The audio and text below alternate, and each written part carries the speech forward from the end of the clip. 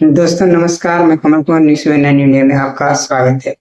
Bombay high court ने कहा लोगों को भारत सरकार का गुलाम बनाया जा रहा है। विरोध करने पर केस दर्ज किए जा रहे हैं। सरकार के फैसलों का विरोध करना या उसके खिलाफ नारे लगाना किसी नागरिकों को किसी क्षेत्र से निकालने का वैध आधार नहीं हो सकता है। बम्बई हाई कोर्ट ने हाल ही में यह टिप्पणी करते हुए सईद अहमद अब्दुल वाहिद चौधरी के खिलाफ जारी एक्सटर्मिनेट ऑर्डर यानी किसी व्यक्ति को किसी इलाके या जिले से बाहर रखने निकालने का आदेश को रद्द कर दिया। जस्टिस माधव जमदार ने मुंबई पुलिस को कार्रवाई की कड़ी आलोचना की। पुलिस ने socialist democratic party of India के महाराष्ट्र महासचिव और पूर्व लोकसभा उम्मीदवार सईद चौधरी को 1 साल के लिए मुंबई और आसपास के इलाकों से बाहर करने का आदेश दिया था। जज ने सवाल उठाया कि बीजेपी सरकार मुर्दाबाद और अमित शाह मुर्दाबाद जैसे नारे कार्रवाई का आधार कैसे बन सकते हैं। उन्होंने देश भर में हाल ही के परीक्षा पेपर लीक के खिलाफ हो रहे प्रदर्शन का भी जिक्र किया। सुनवाई के दौरान जज ने मौखिक रूप से कहा कि पुलिस अधिकारी जनता के प्रति जवाबदेह हैं, किसी मंत्री के अधीन काम करने वाले राजनीतिक कार्यकर्ता नहीं। उन्होंने जोर देकर कहा कि नागरिकों को सरकार के फैसलों के खिलाफ विरोध और आंदोलन करने का अधिकार है। सिर्फ विरोध प्रदर्शन करने या नारे लगाने के आधार पर पुलिस किसी व्यक्ति को उसके अपने शहर से बाहर करने का आदेश नहीं दे सकती। लीगल मामलों के न्यूज वेबसाइट लाइव लॉ के अनुसार जस्टिस जमदार ने कहा, यह क्या हो रहा है? सभी नागरिकों को भारत सरकार का गुलाम बनाया जा रहा है। वे विरोध प्रदर्शन नहीं कर सकते, आंदोलन नहीं कर सकते। यह सब क्या है? अब इतने पेपर लीक हो चुके हैं, अगर लोग विरोध करें तो आप उनके खिलाफ केस दर्ज कर देंगे। या क्या है? विरोध करना नागरिकों का अधिकार है। या क्या करता ने सिर्फ बीजेपी सरकार मुर्दाबाद और अमित शाह मुर्दाबाद जैसे नारे लगाए थे। नागरिक ऐसे नारे क्यों नहीं लगा सकते? सिर्फ ऐसे नारे लगाने पर एक्सटर्मिनेट ऑर्डर कैसे जारी किया जा सकता है? जस्टिस माधव जमदार ने एक्सटर्मिनेट ऑर्डर को रद्द कर दिया और कहा कि यह आदेश केवल इसलिए पारित किया गया है क्योंकि चौधरी ने विरोध प्रदर्शन का आयोजन किया और उनमें हिस्सा लिया। आदेश में कहा गया, भारत सरकार के कुछ फैसलों का विरोध करने मात्र के आधार पर चौधरी को निर्वासित करने की कार्रवाई याचिकाकर्ता को अभिव्यक्ति की स्वतंत्रता के मौलिक अधिकार और गरिमा के साथ जीने के अधिकार का उल्लंघन करती है। मुंबई उपनगर के चैम्बूर निवासी सईद अहमद अब्दुल वाहिद चौधरी नागरिकता संशोधन कानून यानी CAA, राष्ट्रीय नागरिक रजिस्टर NRC, बाबरी मस्जिद, ज्ञानवापी मस्जिद विवाद, वक्फ बोर्ड में कथित भ्रष्टाचार और ईंधन कीमतों में वृद्धि जैसे मुद्दों पर विरोध प्रदर्शन आयोजित करने में सक्रिय रहे हैं।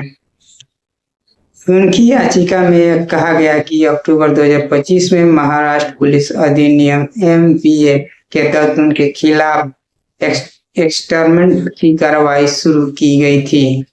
यह कार्रवाई 2019 से 2024 के बीच उनके खिलाफ दर्ज कई FIR के आधार पर शुरू की गई।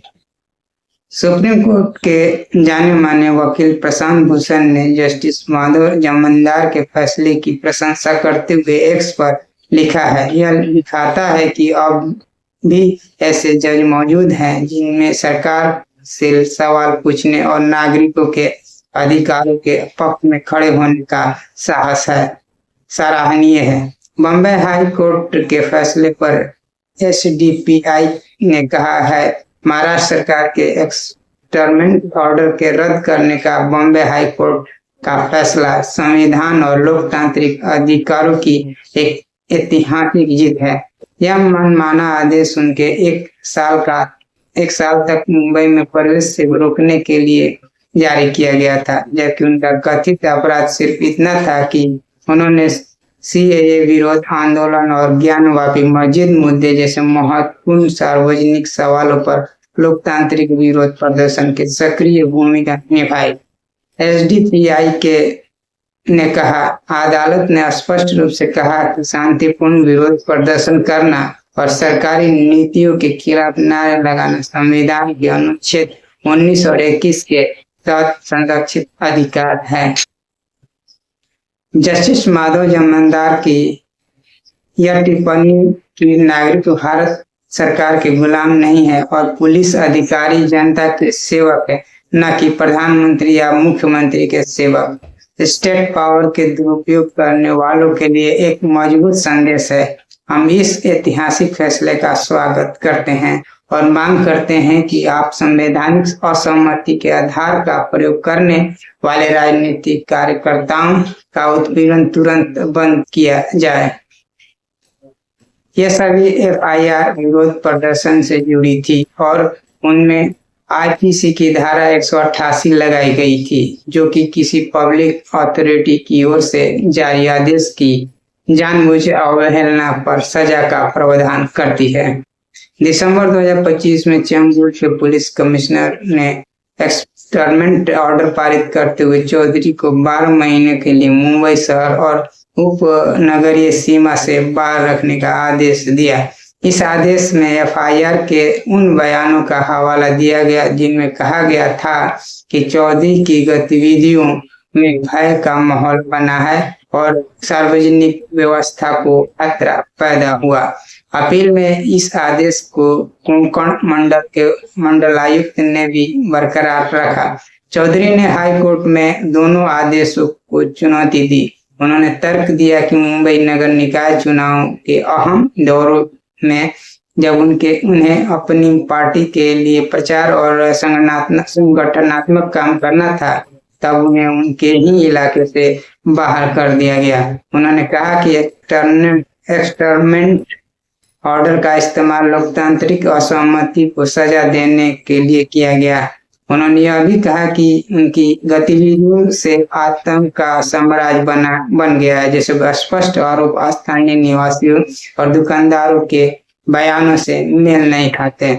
चौधरी की ओर से पेश अधिवक्ता पायोस रॉय और इब्राहिम हरवत ने दलील दी कि एमपीए के तहत एक्सटर्नमेंट की शक्ति का इस्तेमाल गलत आधार पर किया गया।